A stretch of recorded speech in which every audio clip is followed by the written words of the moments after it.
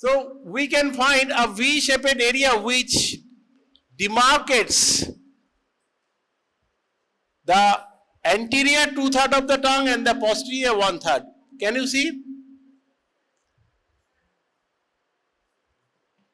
Anterior 2/3 and posterior 1/3. Actually, the posterior 1/3 is forms the ventral boundary of the pharynx. Pharyngeal. There is a oropharyngeal inlet. You will know gradually. So that part, what we can find, this is the pharyngeal part, and this is the oral part, and it is been divided by a V-shaped sulcus. That sulcus is called sulcus terminalis. That means actually it divides two areas. That is the anterior 2/3 and posterior 1/3. And this anterior 2/3 and the posterior 1/3, they are developmentally different. Anterior 1/3 develops from the, we know, first branchial arch, second branchial arch is a part of the first branchial arch. Develops from the first branchial arch. Okay. Whereas the posterior 1/3 develops from the majorly by the third, but partly by second and fourth branchial arches. So, developmentally these two, anterior 2/3 and posterior 1/3, they are different. And so, they have got different. If the developmentally it is different, then nerve supply will be different. Anterior 2/3, the nerve supply, you just remember, what is the nerve supply of first branchial arch? Can anybody tell me? Yes, that is the trigeminal nerve. Specifically the mandibular division of that trigeminal nerve. And we know there is one subdivision of this mandibular nerve, that is the lingual nerve. The mandibular nerve has got so many anterior division and posterior division. There are several nerves are coming out from the anterior division, posterior division. So we get the lingual nerve. Okay. So lingual nerve actually carries the general sense, not the special sense. That means whether it is when we press, pressure, temperature, so and so. These are the general senses. And the special sense by the, very good, that is the cauda tympani nerve. General sense by the lingual nerve, and special sense by the, yes, the cauda tympani nerve. Okay. You will know there are several types of nerve supply, the pre-traumatic, post-traumatic nerve supply. I am not going into the detail because it appears to be very much complicated for you. So, just remember the anterior 2/3, that special sense, that means the taste. Sweet by tea, bitter by base, salt and sour by size, we know from early childhood. So that taste which is been carried out by this cauda tympani nerve. Okay, that is the ultimately a branch coming out in the middle ear cavity from the seventh cranial nerve. The part of the seventh cranial nerve, that is the facial nerve, when it is passing through the middle ear, it gives out of one branch and it is intimately related, attached to the tympanic membrane. And it comes out and joins with the lingual nerve and ultimately we get. Now about the posterior one third, it develops from the majorly by the third branchial arch. So nerve of the third branchial arch,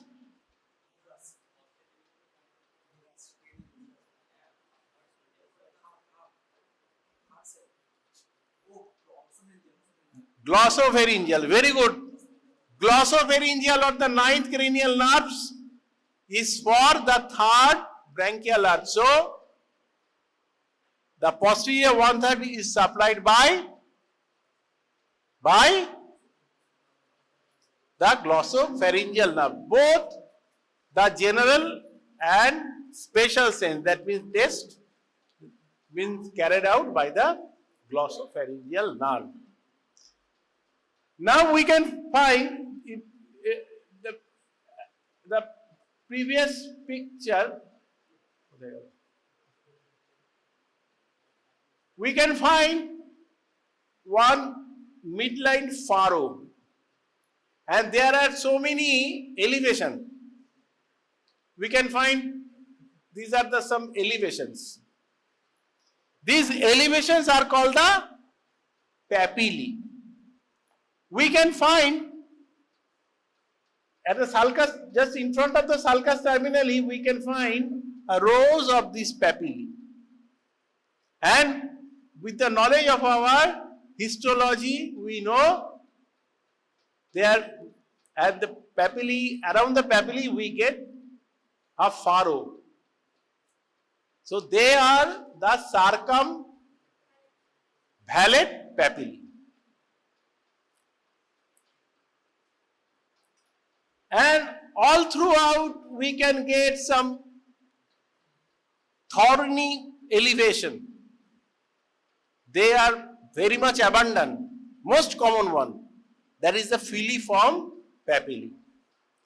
And on the sides we can find, generally we can find some flat top, just inverted pin shaped papillae. They are fungiform papillae. This papillae, except the filiform papillae, they contains the taste bud. Taste bud, we know there is nerve ending within the taste bud,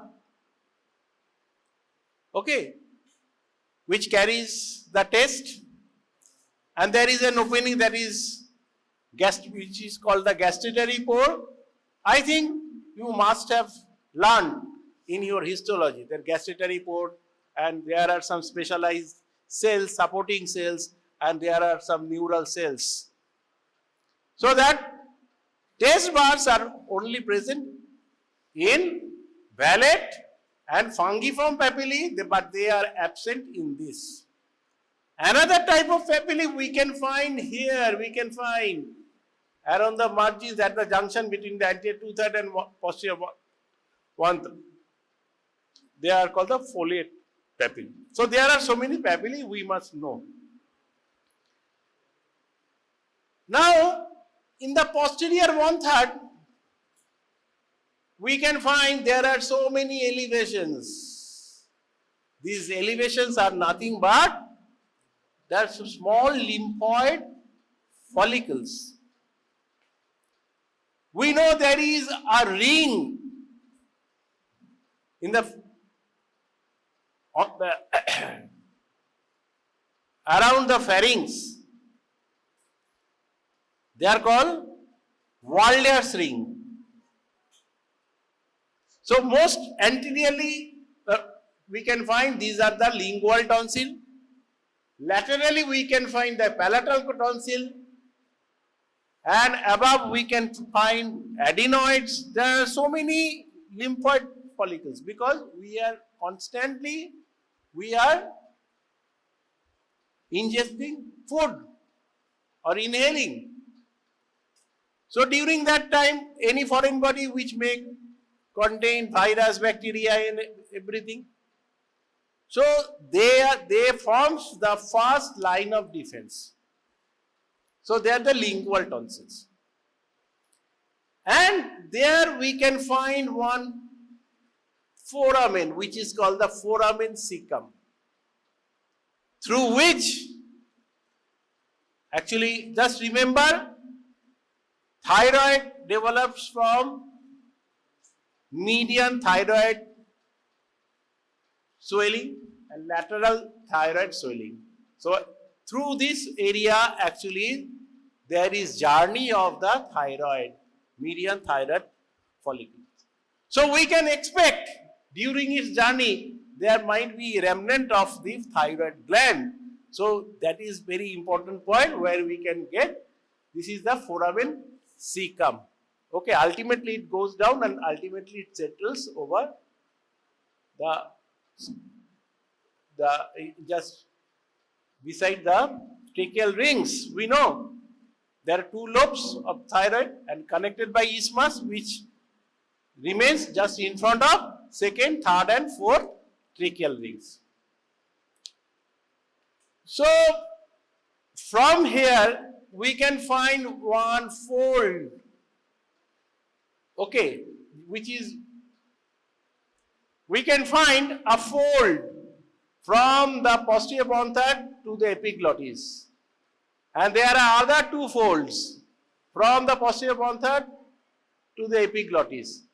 This one remains medially and this one remains laterally. So this is median and lateral. Glosso means tongue, epiglottic fold. And here in between that area we can get some depression which is called vallecula.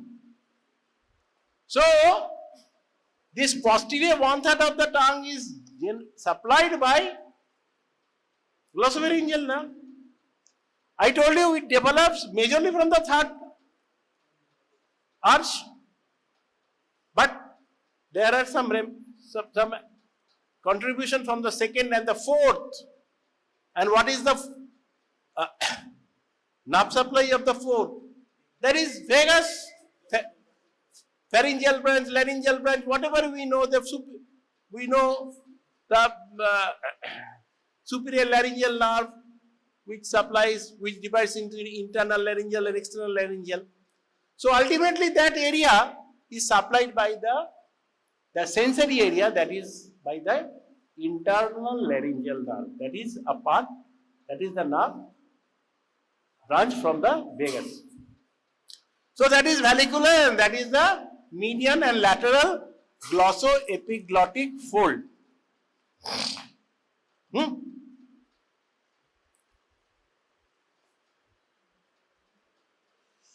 Now about the tongue, there are some, just try to remember, there is one root, one is tip, one is body, dorsal surface, ventral surface, so and so.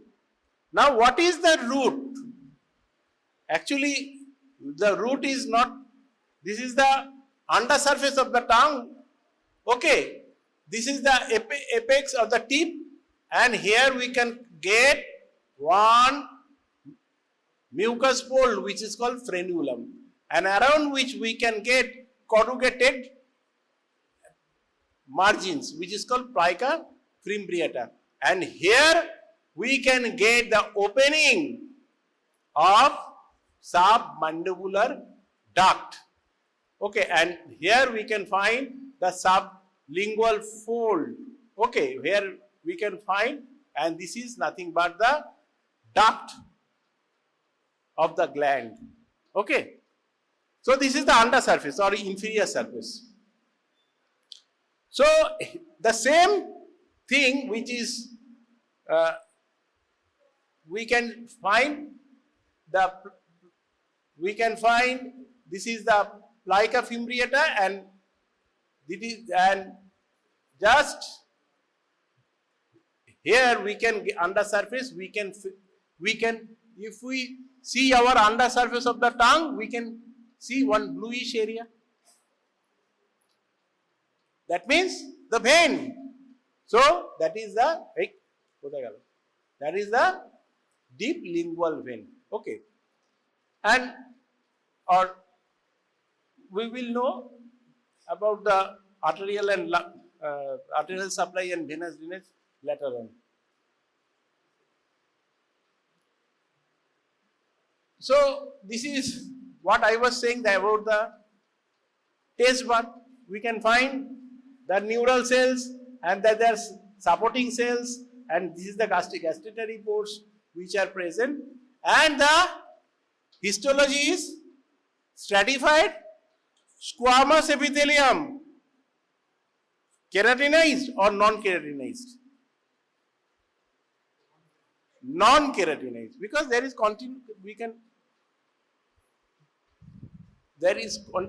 continuous secretion, so there is no chance of drying up. So no hornification, no, we cannot get the hornification which we can see in our skin. Stratified, here we are getting the keratinized or hornified epithelium.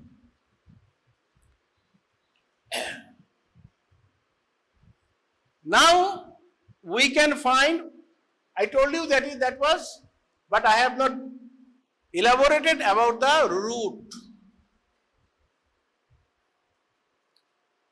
Now you can understand what is root. Now there is one muscle, okay, this is the mandible and this is the hyoid bone, okay, cut section of mandible.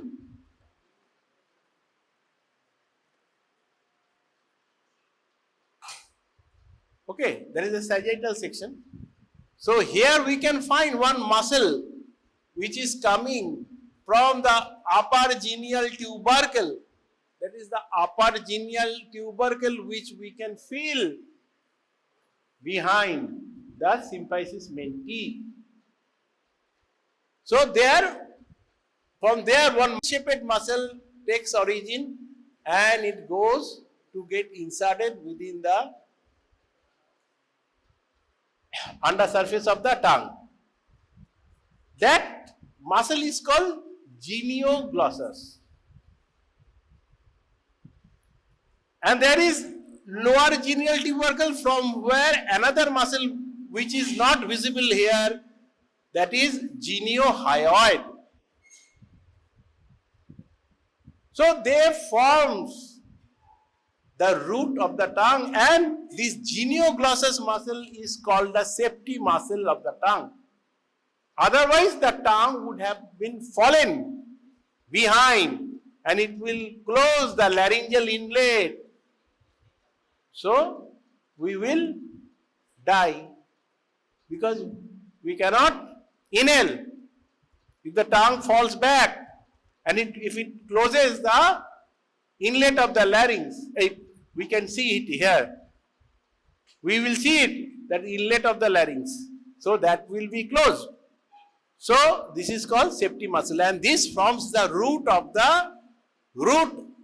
the tongue.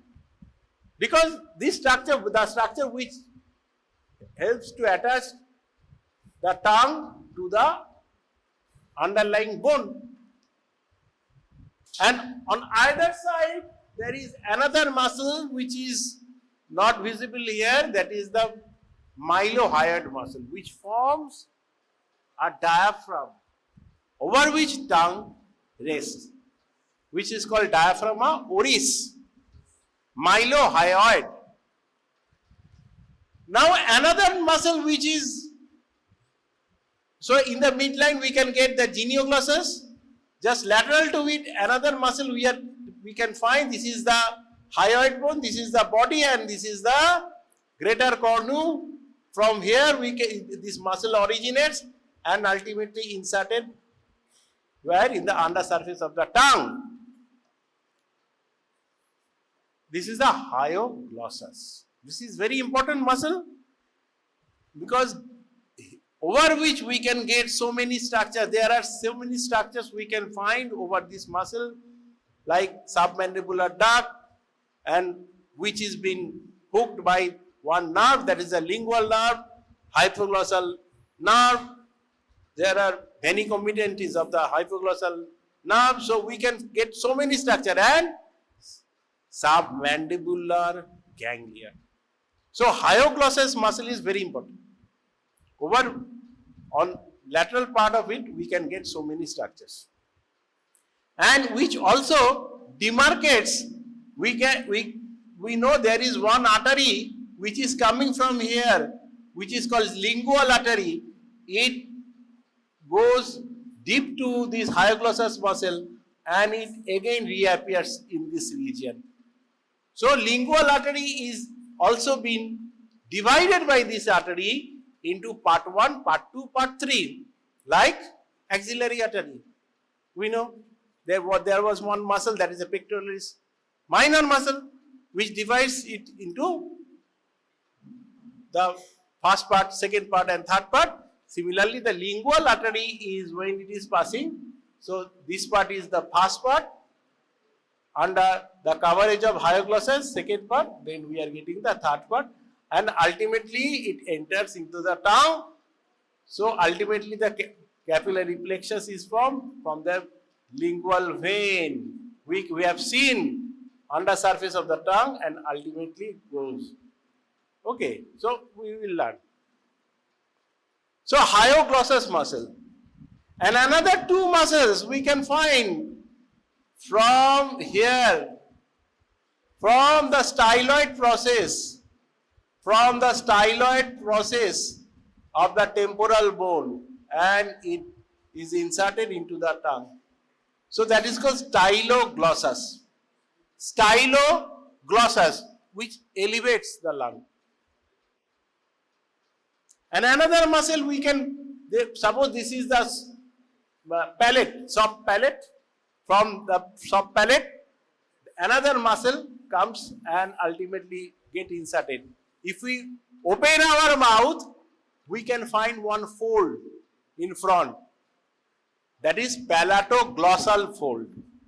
Where we will see palatoglossal fold, which contains this palatoglossus muscle. Just remember, all the muscles of the tongue, they are coming from the occipital region. That is occipital myotome, muscles of the tongue. Not the mucous membrane, submucous area and everything. The muscle, I am concerned with the muscle. And they migrates from here and ultimately enters into the tongue. And the nerve of the occipital region, we know, in the occipital bone, we will learn there is hypoglossal canal. So that is the hypoglossal nerve. So all the muscles of the tongue, they are being supplied by muscles are all these muscles are supplied by hypoglossal nerve. So we can find hypoglossal nerve very superficially in our neck. It crosses all the structures because it migrates from the occipital region, so it crosses all the branches of external carotid artery.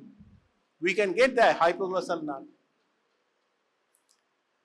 So, except, can you find one muscle which is not been supplied by the hypoglossal nerve?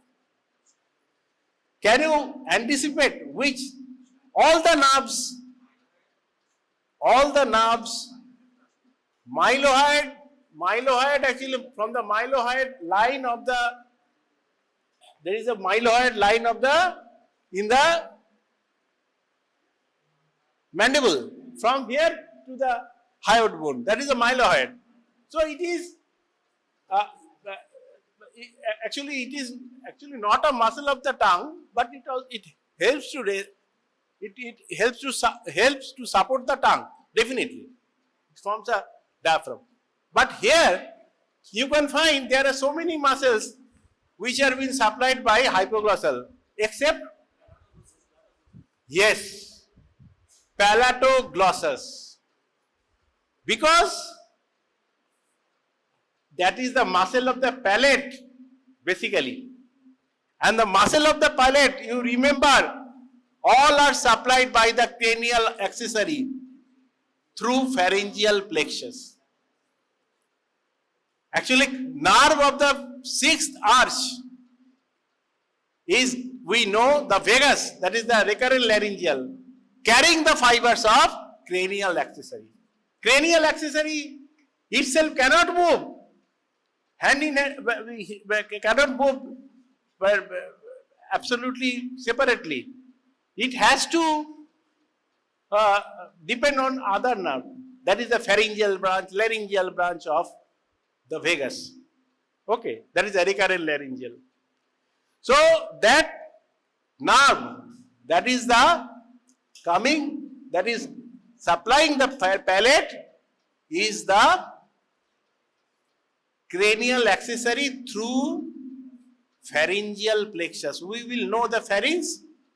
In the pharynx, there are some muscles where we can get this plexus, that is pharyngeal plexus, which is being contributed by this. The pharyngeal plexus is contributed by cranial accessory. Another component is glossopharyngeal, another component is sympathetic from the cervical region. Forget it. Erase it. If you cannot remember, just erase it. But remember, all the muscles of the tongue are the motor supply that is supplied by hypo. এখানে তো শরৎচন্দ্রের বৈঠকি গল্পের বৈঠক বসেছে দেখছি। মামুনি, তোমরা তো বৈঠকে বসেছো। এই যে মামুনি, এসো। হ্যাঁ, বৈঠকে বসেছিলে, এদিকে এসো। এসো, হ্যাঁ হ্যাঁ, তোমাকেই বলছি, তুমি পেছনে তাকিও না। চশমা চোখে আমারই মতন। ওঠো, এদিকে এসো, বলো, এদিকে এসো। তোমার নাম কি? পুরো বৈঠকি গল্প হচ্ছে ওখানে, এসো। শরৎচন্দ্রের বৈঠকি গল্প, বইটা পড়বে। এদিকে এসো, এদিকে, ওইদিকে ঘোরো। Now she will tell you about the nerve supply of the palatoglossus muscle.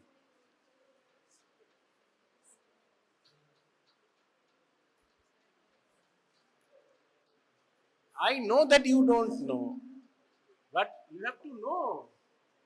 I have already mentioned. What is the nerve supply of palatoglossus? Cranial accessory nerve. You will pass, and he will pass the exam. Both of you have to pass the exam. What is the nerve supply of the tongue? Sir, মানে টাঙের যে বাকি মাসলগুলো রয়েছে প্যারাটাগ্লসাস ছাড়া, ওগুলো সবটাই sir হাইপোগ্লসাল nerve দিয়ে, যেটা নাম কি তোমার? Anushka, you are from Darjeeling? Ranchi. Okay. Good place, very good place. But sit there and be attentive in the class. So that is the chairta niye odike. Please move your chair and go to this area in the middle. So that is the nerve supply. I am talking about the nerve supply and also the muscles. So we can find this is the ankyloglossus, and this is a schematic diagram. This is the soft palate from where the palatoglossus. Okay. So styloglossus, palatoglossus, hyoglossus, genioglossus, and another muscle is not visible, that is called chondroglossus, which is basically a detached part of the hyoglossus medially, which is called the chondroglossus. we can get, so these muscles, what I have mentioned, that is, they are the extrinsic muscles. They are, those, what are the extrinsic muscles of the tongue? They are actually, basically, they changes the position of the tongue. Okay. But there are some intrinsic muscles which changes the shape of the tongue. Like verticalis linguae, transversus linguae. Okay. So we can get so many muscles, the vertical muscles, okay, verticalis linguae, transversus linguae, and this one we can find, one is superior and one is inferior. They are present longitudinally throughout the tongue. So, superior longitudinalis linguae, inferior longitudinalis linguae, verticalis linguae, transversus linguae. There are so many intrinsic muscles. So, this is the coronal section through the tongue where we can find most in the midline the genioglossus, and laterally we are getting the hyoglossus, and most laterally the styloglossus, and this in between genioglossus and hyoglossus we can find this inferior longitudinal muscle. So these are the orientation of the muscles, and this is the hyoid bone. So all are supplied by, you can see the innervation, it is written, all are supplied by the hypoglossal because they are coming from the occipital region, the occipital myotome. Okay. If you can learn the development of the skull, you can find that actually the occipital region looks like the vertebrae. There are so many small vertebrae like area. Okay. So there are so many openings in the vertebrae. So all these openings actually gets united and forms two hypoglossal canal, and through which the hypoglossal nerve passes. We know hypoglossal nerve coming from medulla, coming from the midbrain, 3 MID mid, remember MID mid, 3 MID mid, 3, 4, 5, part of the 5. PONS, pons, 4, part of the 5, 6, 7, 8. Our medulla, just omit one L, MEDULA, 4. That means 9, 10, 11, 12. Clear? 9, 10, 11, 12. Bolo na? I mean, the nerves, actual cranial nerves, which are coming from which part? From the midbrain, 3rd, 4th, and part of the 5th.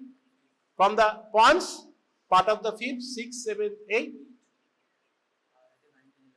And from the medulla, 9, 10, 11, 12. We know that is the hypoglossal nucleus is present in the medulla, and it comes out through the, there is pyramid and olive you will get in the medulla when you will learn medulla. So it is coming from that area, hypoglossal nerve. So chondroglossal muscle, stylohyoid ligament movements. There are so many movements, it is very much obvious to you. That is protraction, protrusion. One is retraction, one is depression, one is elevation, and we can find protrusion. Genioglossus is very obvious. Genioglossus will do the protrusion. আগের ছবিটাতে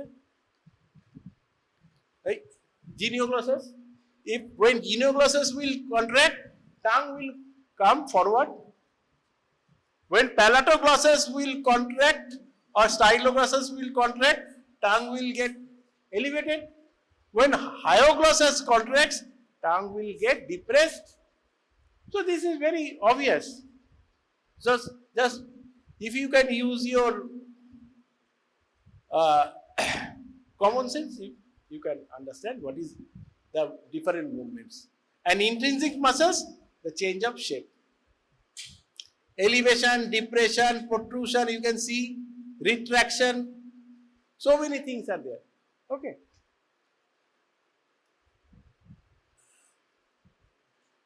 That is the genioglossus is called the safety muscle of the tongue. It comes in your examination. Explain why. Okay.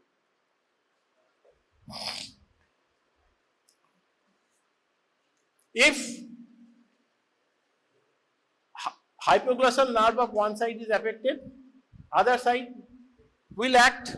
So the tongue will get deviated to that side, sound side, tip.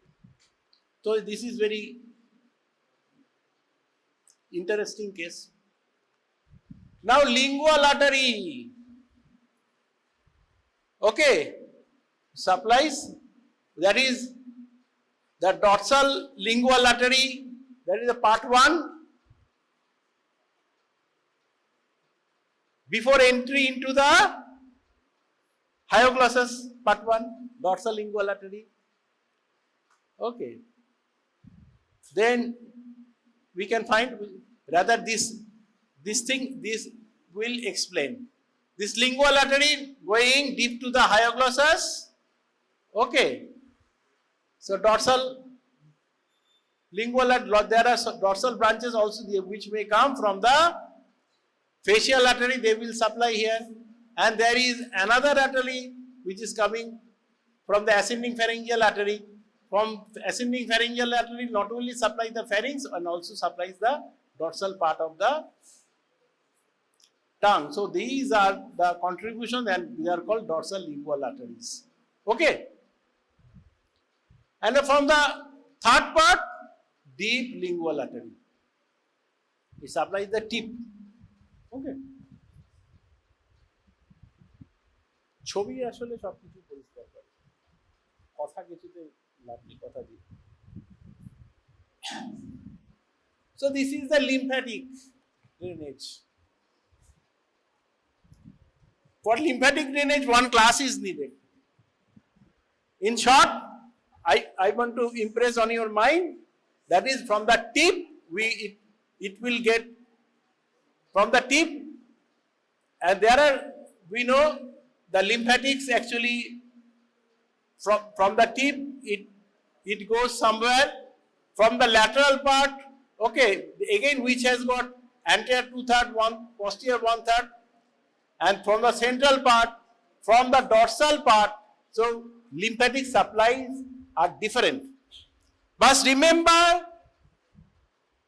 submental group of lymph nodes, submandibular group of lymph nodes, some lymph nodes which is in relation to the digastric muscle, and some lymph nodes they are related to the omohyoid muscle.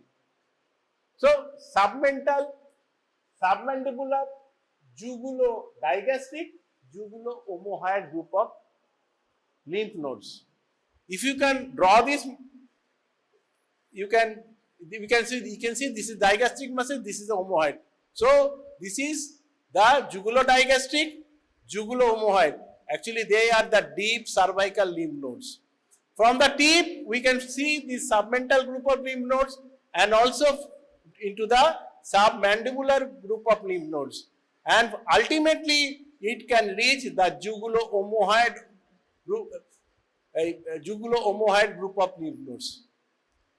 From the lateral part, they are going to the submandibular, and also from they are going to the, this is the jugulo-digastric group of lymph node. Okay, and ultimately from the jugulo-digastric, ultimately it reaches the jugulo-omohyoid. So ultimately the jugulo-omohyoid is the referral center, lower one. Okay, that means the jugulo-omohyoid. So from the tip, submental, submandibular, from the sides, submandibular, jugulo-digastric, and ultimately it reaches to the jugulo-omohyoid. From the central, there is decussation of the lymphatics. Okay, and ultimately we can find they will enter into the submandibular group of lymph nodes, and from here it will enter, you can see it can enter into jugulo-digastric and jugulo-omohyoid group of lymph nodes.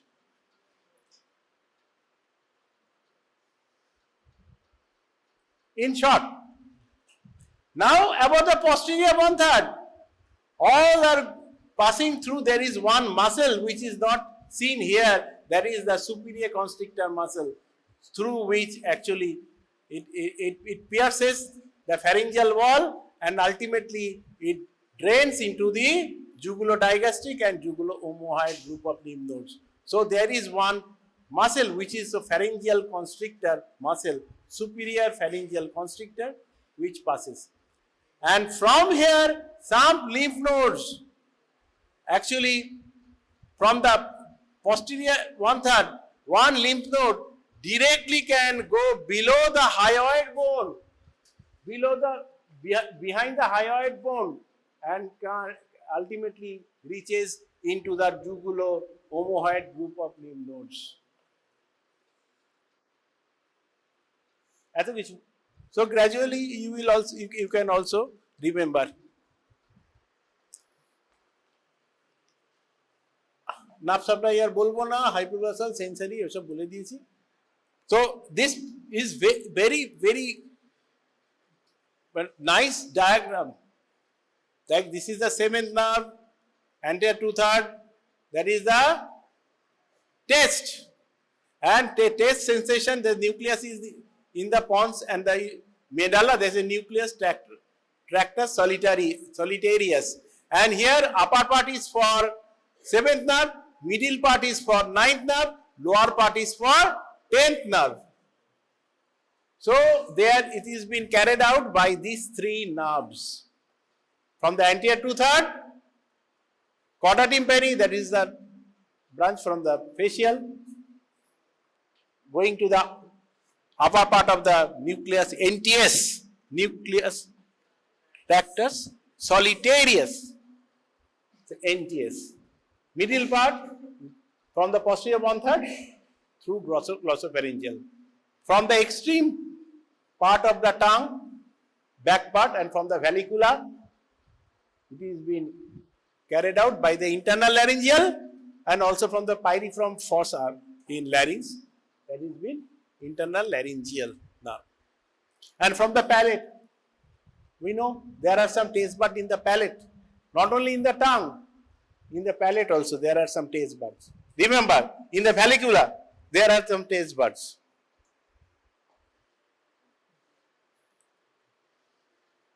Histology আমি বলবো না. So development to lingual swelling, we can find this part is the anterior, this part will form the anterior two-third and this part will form the posterior one-third. So there are two lingual swelling and tuberculum impar, and they joins to form the anterior two-third.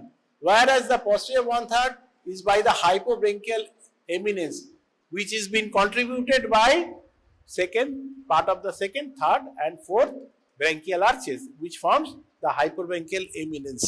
So from there the posterior one-third. Okay, so in between we are getting the foramen cecum, and this is the epiglottis.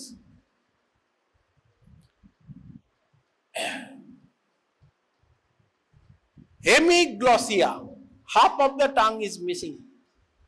So those half of the structures are not developed. Okay, they are lingual swelling, tubercular impar, that is the hypobranchial eminence, all of one side. They are bifid tongue, or the lateral lingual swelling gets merged. If there is a merge, if the fusion is not proper, that is the simple. So bifided tongue. Du mukho, na du jibo, জিপটাই দুটো সাপের ফনার মতো, বুঝলেন? তো খুব ভয়ঙ্কর ব্যাপার। So that is the bifid tongue. There is tongue tie, ankyloglossia.